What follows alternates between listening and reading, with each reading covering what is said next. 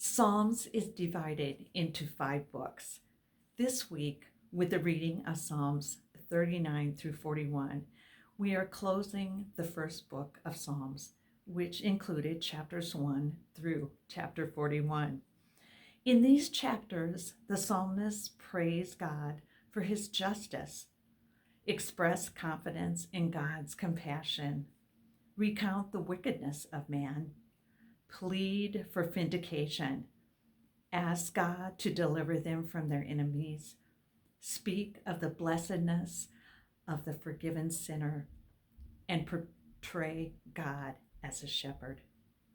We should worship God with the same sense of adoration found in these Psalms. There are times when we need to be silent and wait on the Lord because he is mighty to save on his timeline. David was silent. The Lord was silent.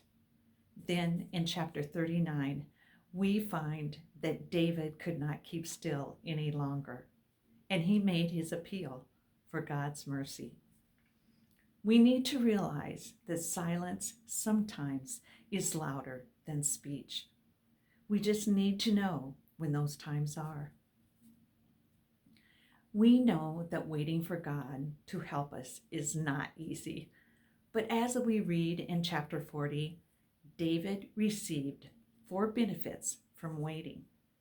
Number 1, God lifted him out of his despair.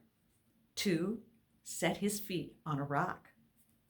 3, gave him a firm place to stand. And 4, put a new song of praise in his mouth. Often, blessings cannot be received unless we go through the trial of waiting.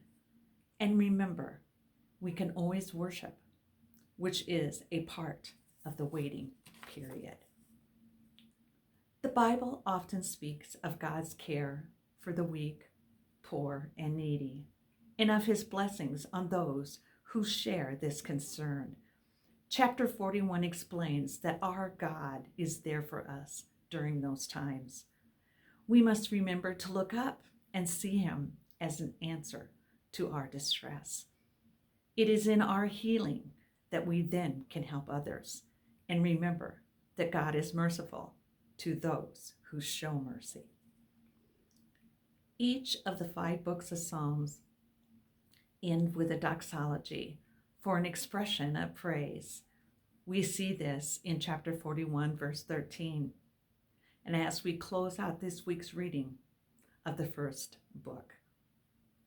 On Friday, I have included some facts about David, who wrote 73 or more chapters in the book of Psalms. Enjoy the Salt Shaker devotions this week, written by Tanya, Dolores, and Jeannie.